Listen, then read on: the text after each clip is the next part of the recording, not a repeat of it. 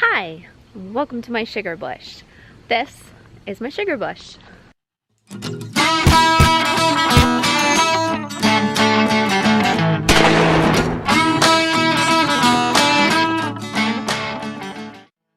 30 acres of woodland back here. Now, it's a small chunk of our property, and not a lot of it is full like this, full of maple. Last year we managed to tap 175 trees. We could do more, but that's what we wanted to stick with just to manage ourselves. For me to manage myself, because I'm the one that does it. But you don't have to have 175 trees to make maple syrup. You only need one. So, if you've ever thought, even considered, that maybe you want to do maple syrup, do it now. You can't wait till the springtime. Do you know why? Because unless you live out in the city and you have big, giant maple trees in your front yard, and you know those are maple trees, you're gonna have a heck of a time trying to find maple trees on your property. That's just the way it is. So, here's my advice to you. Do it now.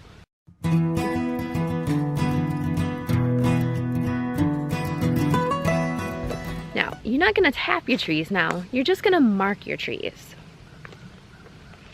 The best way to mark your trees is with spray paint, because spray paint will last at least 2 years. Here's an example. Now, you don't have to use a giant line, you can just do a little dot, or you can do it on the base of the tree. And again, if you live in the city, you probably don't need to worry about marking your trees, and I'm sure you probably don't want a big spray paint blob on your tree either, so don't worry about it. If you only have a few trees, you can make a property map. Now, if you don't have maple trees, don't worry. You can still make maple syrup if you have other trees on your land. Well, let me take that back. You can still make syrup if you have other trees on your land. It won't be maple syrup, it'll be other syrup. You can make syrup from elm trees. You can make syrup from black walnut trees. You can make syrup from birch trees. It's all going to be a little bit different with a little bit different taste. You might even be able to do sassafras, I don't know. But for today's purposes, I'm going to tell you about making maple syrup from maple syrup trees, aka maples. I'll give you a couple tips to help you out in the springtime. Because when it's maple syrup season, the last thing you want to be doing is spending days upon days upon days trying to figure out if this is a maple or an oak or something else. And this one, black maple. Sugar maples produce the highest concentrate of sugar in their sap, which gives you faster maple syrup. Black maples are the next highest. Following is red maples and then silver maples. Now up north in Canada, they have more of the silver maples and the red maples. And they all have a little bit different tasting maple syrup. We use a variety of maple trees on our property, predominantly blacks, but we also have reds. This is a red maple. We do have lots of silvers as well. I actually try to avoid the silvers and the reds, and here's the reason why. They pop their buds faster when the hot weather hits. The last couple of years we've had very early spells of warm weather, all the way up into February and March, which is crazy. During a normal season, you can probably tap your trees from mid-February all the way through mid-April. No joke. But you get 1, 2, or 3 days of 40+ degree weather, guess what happens? Your red maple, your silver maple, they poof, pop out their buds. Now, in the wintertime, you can always tell these trees from the other ones because they have big, fat, red-looking berries way at the top of their branches. Those are their buds. Those turn into flowers in the springtime. When your springtime allergies kick up and you're sneezing and coughing, probably your red and silver maple trees. I can tell every year when ours are in bloom because it's just the air is thick with it.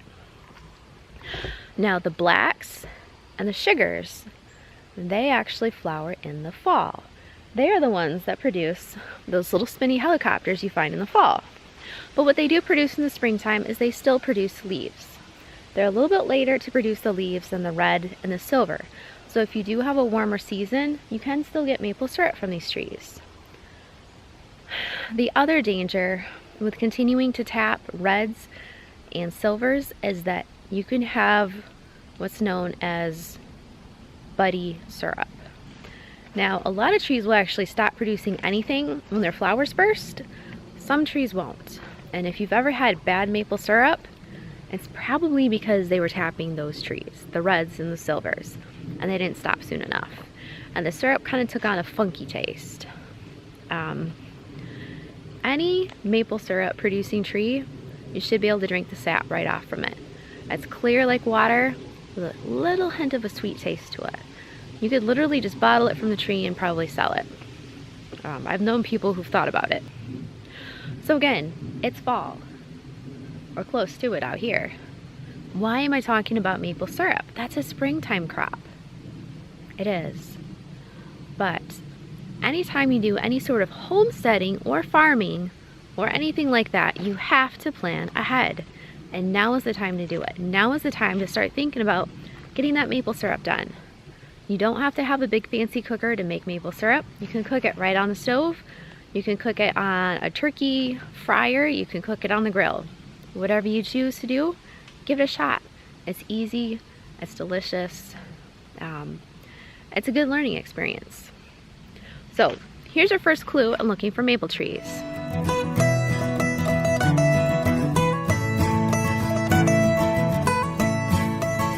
And this shows the variety of the leaves and why you can't always go off the leaves to identify your tree. Problem number one, it's hard to look way up high into the trees to see what the leaf is shaped like. Problem number two, you can look around the base of the tree all you want and you're going to have a huge variety of leaves that may or may not be from that tree. So let's look at these leaves real quick, just as a general basis. Now you can see they're all different colors. The reasons these have not changed color is because these fell off the tree based on dry conditions.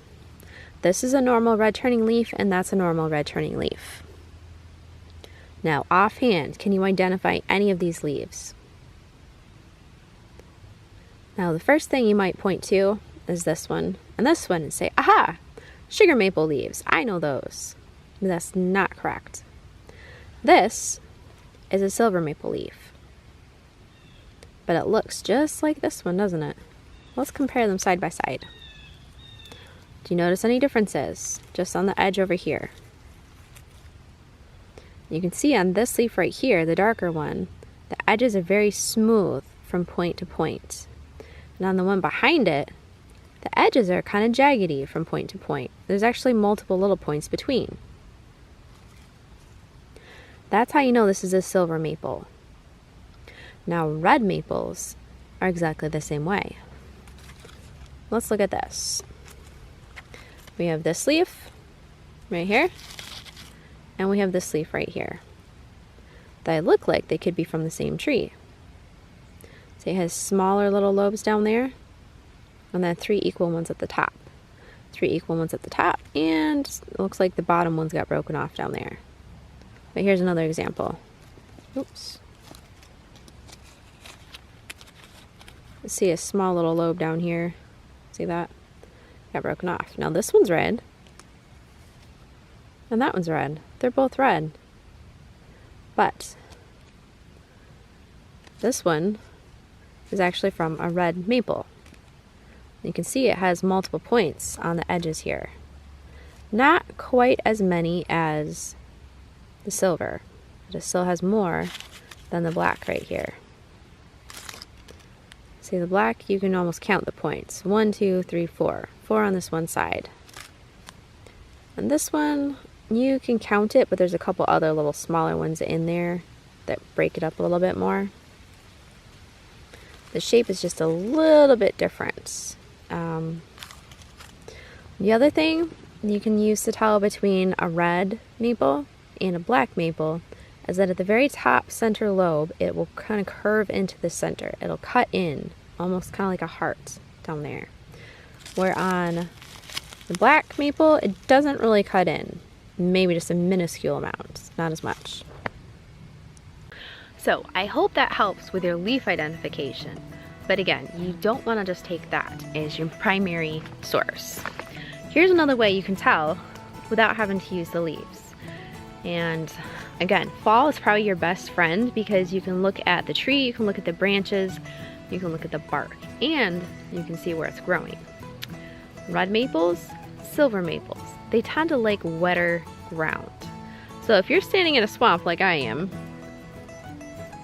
chances are you're touching a red or a silver. Most likely a silver. Reds can grow in the middle of the water, but predominantly it's the silvers. Silvers are also the trees that get massively large. Reds typically will grow one solid trunk straight up. Let's see if we can figure this out. This is either a silver or a red, and this is probably a red. Now honestly, if you're tapping the trees in the swamp anyway, it doesn't matter if it's a silver maple or a red maple. They're both in wet ground, they're both gonna bud. So whether it's silver or red, doesn't make a difference. You really shouldn't be too worried about that because they're gonna start and stop at about the same time.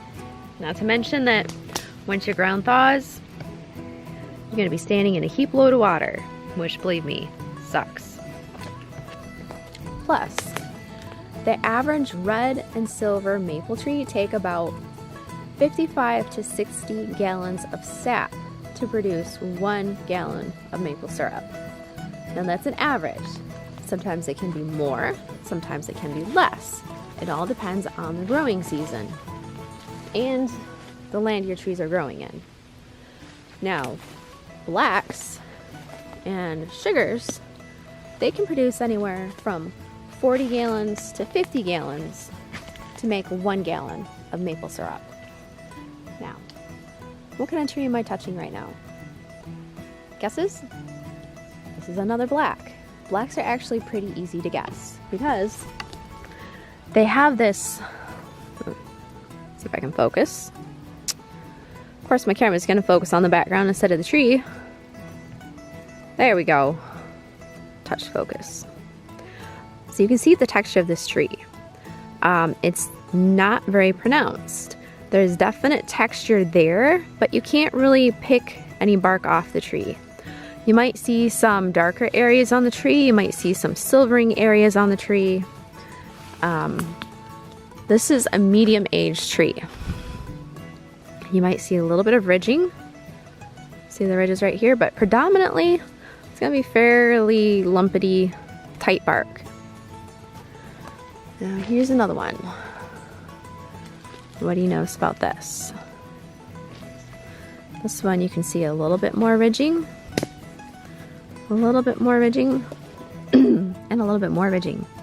Now this is the same size tree as that one over there. This one quite possibly could be a sugar maple. Now whether it's a sugar or whether it's a black, it's not a big deal. Again, they're gonna have the same growing season, so it's not worth getting all worked up about. Here's another tree. Let's see if you can identify this one.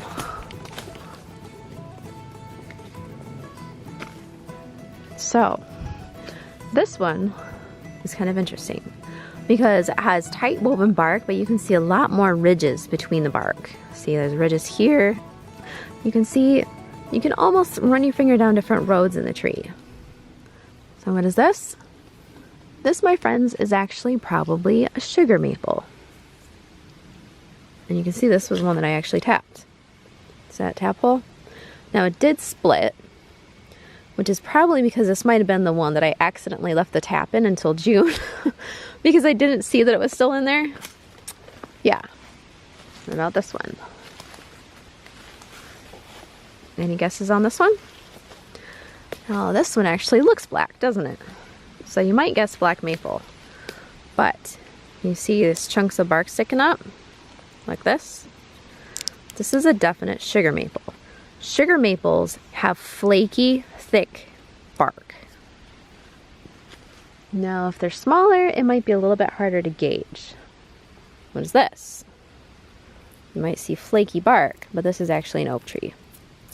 Sugar maples have the thick, shaggy bark. Here's a tree right here. What do we see? We see this thick, shaggy bark that you can just kind of pop right off. See, popping it right off? This is a sugar maple. What do you notice? The bark is predominantly smooth. You can't really pick anything off from it. Oh, there's some ridges right here, but oh man, can't rip those off if I tried. You see just a little bit of ridging. The older the black maple gets, the more ridging it's gonna have. See right here on the back, you can see the ridging. And here's a little flaky area, but I still can't rip them off even if I wanted to. Predominantly, it's pretty smooth. This is a black maple. So, this is a red maple. You know how I can tell? Because the bark is kind of flat, it's kind of peely, but it's flaky peely. It's flaking. And it's not quite as thick as the black and the silver. Now, as you can see, we have lots of different sizes of trees out here. And I'm actually walking down my sugar bush trail. All right, here's a couple perfect examples right here. Now let's look at these two trees. These are both what? Black maples. And this one you can see I've already marked. On that one over there I already marked. Ooh, spider. So that tree is actually just a hair larger than this tree. This tree looks like I already tapped this year. This tree is about, oh, I'd say 10 to 12 inches. This is probably the smallest tree that I would tap. Depending on which website you're looking at, they'll say anywhere from 8 inches to 12 inches. Now, 4 inches, that's quite a wide range.